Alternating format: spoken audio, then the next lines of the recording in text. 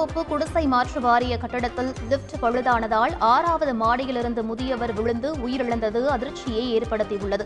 Chennai Pulianthope KP park block பகுதியில் வசித்து வந்த கணேசன் 10வது மாடியில் உள்ள தனது வீட்டிற்கு சென்றுவிட்டு லிப்டில் இறங்கியுள்ளார்.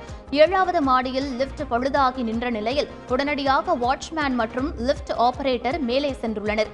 அதற்குள் கீழே இறங்க முயற்சித்த கணேசன் கால் தவறி லிப்ட் சேம்பரில் விழுந்து உயிரிழந்துள்ளார்.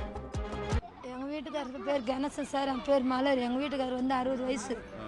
அவர் எப்போவுமே கடை வேலைலாம் காலையில் சேர்ந்துட்டு எல்லாத்தையும் முடிச்சுட்டு 12 மணிக்கு மேலே வீட்டுக்கு போயிட்டு கொஞ்ச நேரம் தூங்கி எழுந்து வருவார். அவர் போகிறப்ப பார்த்து சாப்பிட்டு தான் இப்போ உடம்பு வலி இன்றைக்கெல்லாம் கஷ்டப்பட்டு சாப்பிட்டு 4 மணிக்கு கீழே இறங்கி வருவார் சார். கடைலாம் ஏற கட்டி வச்சு அவர் எத்தனை எல்லாத்தையும் அடுக்கி வச்சுட்டு 3-4 பேர் நாங்கள் வியாபாரம் பண்ணுவோம். அந்த நேரத்தில் வரப்போ 7ல் நின்றுக்குது பேர லிஃப்ட்டு. அது எப்படி ஊழ்ந்தா இருந்தாலும் லிஃப்ட்டு கீழே ஊழ்ந்து கிடக்குறாரு சார். இப்போ எங்களுக்கு 10வது மாடி சார் வீடு. எங்களுக்கு மேலேருந்து கீழே கீழே இறங்கி கடை வேலை ஏற கட்டுறதுக்கு கீழே வந்தார். கீழே வரப்போ இதுமாரி ஊந்துக்கிறேன் 2 ஹவராக ஊந்துக்கிறாங்க. எங்களுக்கு தெரில. நான் எங்கள் வீட்டுக்காரர் வருவார் நான் பார்த்துருந்தா மேலே போய் பார்த்தா வீடு பூட்டு போட்டுக்குது. அதுக்கப்புறம் லிஃப்டாண்டக்கிறவங்க 5 மாறினவங்க ஓடி வந்து எங்கிட்ட சொன்னாங்க, உங்கள் வீட்டுக்காரர் எங்கேன்னு கேட்டாங்க. எங்கள் வீட்டுக்காரர் மேலே வீட்டுக்கு தூங்க போனவர் இன்னும் வரலன்னு. இல்லைம்மா யாரோ ஒருத்தர் ஊந்து கிடக்குறாரு, உங்கள் வீட்டுக்காராக வந்து பாருன்னு என்னை இட்டுன்னு போனாங்க சார். அவங்க போனால் எங்கள் வீட்டுக்காரர் சார். அது எங்களுக்கு அவரே போயிட்டார் சார். இப்போ எந்த வருமானமே இல்லை சார். இதுக்கு எதனா ஒரு நாய் நீ சொல்லுங்கள் சார். அவர் தான் எங்கள் வீட்டுக்காரர் எனக்கு 10 ரூபாய் சம்பாதிச்சு கொடுக்க மனுஷனே இப்போ போயிட்டார். இப்போ நாங்கள் அண்ணாதியாக நிற்கிறோம். ஒரு புள்ளி கல்யாணம் பண்ணல, புள்ள அண்ணாதியாக நிற்கிறோம். அந்த பொண்ணு நாங்கள் எங்கே போய் குறைய சொல்லுது சார். எங்களுக்கு எதனா ஒரு நாயை நீ சொல்லு சார், நாயத்தை சொல்லுங்கள் சார். இல்லையா எங்களுக்கு எதனா ஒரு வேலை போட்டு கொடுங்க. இதுக்கு முன்னாடி எல்லாம் லிஃப்ட் நிற்கும் சார். அது ஆமாம், ஒரு லிஃப்ட்டுக்காரங்க இன்னும் ஏதுன்னு வந்து பார்த்து கிடையாது. எனக்கு வந்து 60 வயசு சார். யாருமே வந்து உள்ளே நிற்க மாட்டாங்க சார். லிஃப்ட்டு மேலே லிஃப்ட்டு உள்ளே சேர் போட்டு உள்ளே உட்காரணும். ஓகேங்களா? யாரும் உள்ளே உட்கார கிடையாது, வெளியே உட்காருவாங்க. அவங்க வந்து 11-12 மணி ஆச்சு சரக்கு சாப்பிட்டு வந்து உட்காருவாங்க. மேலே போகிறது கீழே வருது, யார் வராங்க யார் போகிறாங்க எதுவுமே தெரியாது. ஓகேங்களா? ஆட்டோமேட்டிக்காக அந்த சென்சார் ப்ராப்ளம் வந்து கீழே ஓப்பன் ஆகிட்டு இருக்கு. என்னன்னா இதில் வந்து கான்ட்ராக்ட் ஆளுங்க யாருமே சரியில்லை. இதை துப்புரவு பண்ணி வரலும் சரியில்லை. இந்த ஹவுசிங் போர்டில் இது வரைக்கும் எவ்வளோ பிரச்சனை நடக்குது. இது நாங்கள் எவ்வளோ போராட்டம் பண்ணாலும் யாரும் வந்து எடுத்துக்க மாட்டேன். இது போல் எங்களுக்கு உயிர் இழப்பு இப்போலாம் ஆகுது. என்ன சார் காசை குதிரை போனா சார்? இது அப்போ ஒரு உயிருக்கும் சட்டந்து காசை குதிரை போனால் அப்போ மனித உயிருக்கு ஒரு இது பாகுபாடு இல்லையா சார்? யாருமே வரல சார். இன்னும் எந்த கட்சிக்காரர் யாரும் வரல சார். யாரும் அந்த ஆஃபீஸில் இருக்கிறோம் சார். தோசை ஸ்லம்போர்ட் ஆஃபீஸ் ஒரு சார் ஆப்போசிட்டில் இங்கே பாருங்கள் அங்கே இருக்குது. இன்னும் யாரும் வந்து இன்னும் எட்டி விட பார்க்கல சார். என்ன சேதாச்சு இன்னும் இங்கேருந்து போலீஸ் ஸ்டேஷன் வந்து அங்கே போயிருக்காங்க கம்ப்ளைண்ட் கொடுப்பாங்களா சார்? அதுக்கும் இன்னும் ஒரு எந்த ஒரு இதுவும் இல்லை சார். ரெஸ்பான்ஸில் இல்லை சார். புருஷன் முகத்தை கூட என்ன பார்க்கணும் சார். அது கேட்டதுக்கு வீட்டுக்காரன் குஷ்டி கீழே ஊந்தான்னு சொல்றாங்க சார்.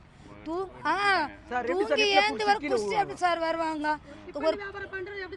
குடிப்பாங்க வேற கட்டி. அவரு தான் சார் எங்களுக்கு வருமானமே வியாபாரம் பண்ணி கொடுக்குது அவரு தான். அவர் எப்படி குஷ்டி கீழே விழுவாரு? அதை கேட்டதுக்கு அந்த மாதிரி வார்த்தை அந்த போலீஸ்காரங்க சொல்றாங்க சார். எங்க வீட்டுக்கார பார்க்க விடல. அவங்களா வண்டி எடுத்துட்டு வந்து அவங்களா ஏத்திடுவாங்க. எங்களை எல்லாரும் தெரிஞ்சு அப்படி சுத்து கட்டு போட்டாங்க போலீஸ்காரங்க. பிரைவேட் வண்டி தான் சார் வந்தது. எங்களை வந்து காவல்துறை கூட எங்களை யாரும் கூட்டு போகல சார். இப்போ இறந்துட்டாங்கன்னா அவங்க பொண்ணு ஏதோ இருக்காங்க, அவங்க பசங்கிறாங்க, அவங்களுடைய மச்சின்சிலாம் இருக்காங்க. யாரையாவது அவங்க ஆம்புலன்ஸில் உட்கார சிட்டுன்னு போடல சார். யாரும் இட்டுன்னு போகல சார். காவல்துறை என்ன பண்ணுது, இவங்க எல்லாரும் வந்து டிமாண்ட் பண்ணுறாங்க. டிமாண்ட் பண்ணி நீங்கள் வரக்கூடாது, நாங்கள் பார்த்துக்கிறோம் சொல்லிட்டு அவங்களா போய் இப்போ எழுதி வச்சிருக்காங்க. எப்படியால இறந்தாருன்றது எங்களுக்கு இன்னும் ரிப்போர்ட் வராது சார். இது நீங்கள் மீடியா வந்து நீங்கள் தான் சார். வீட்டுக்காரங்க யாருமே போகல, வீட்டில் இருக்கிறவங்க யாருமே இல்லை சார். முன்னே யாருமே சார் ஆம்புலன்ஸ் சொல்லியே போகல சார். யாருமே நாங்கள் உற்றார் இருக்கிறாங்க, அவங்க பொண்ணு அவங்க பையன் இருக்காரு, யாருமே போகல. போலீஸ் இட்டுன்னு போயிட்டு அவங்கள வந்து இட்டுன்னு போயிட்டு வாட்சரி போயிருக்காங்களா என்ன போய் எந்த ஹாஸ்பிட்டல் போயிருக்காங்க உங்களுக்கு தெரியும். அதாவது வந்து அவருக்கு என்னன்றாங்க, நாங்கள் உதவி பண்ணுறோம்மா, நீங்கள் கம்முன்னு இருக்கோம், நாங்கள் பார்த்துக்குறோம், நாங்கள் செய்கிறோம், எதுக்கு மீடியாலாம் நீங்கள் கூப்பிட்றீங்க, எல்லாம் ஆட்டோமேட்டிக்காக வருவாங்கம்மா, நீங்கள் விடுங்கம்மான்றாங்க. அவர் மேலேருந்து ஊந்துக்கிறாரு, எங்களை பார்க்கவும் இல்லை. அவ்வளோ நேரம் கீழே வச்சுருக்குறாங்க. ஒரு ஆம்புலன்ஸை வர வைக்கல. ஆம்புலன்ஸ் வந்தது இல்லைன்னா வரல.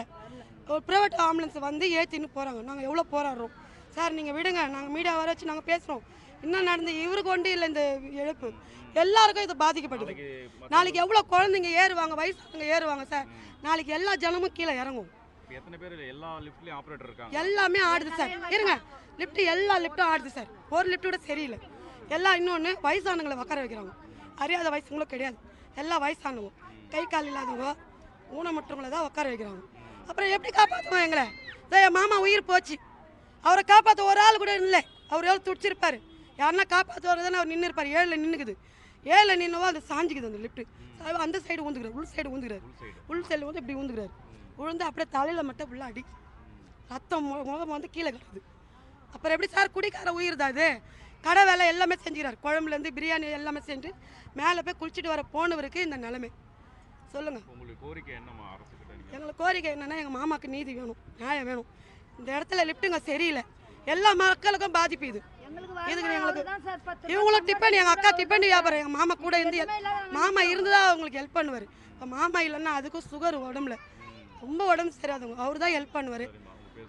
என் பேர் வந்து சரசு. செய்திகளை உடனுக்குடன் தெரிந்து கொள்ள உடனே சப்ஸ்கிரைப் பண்ணுங்க.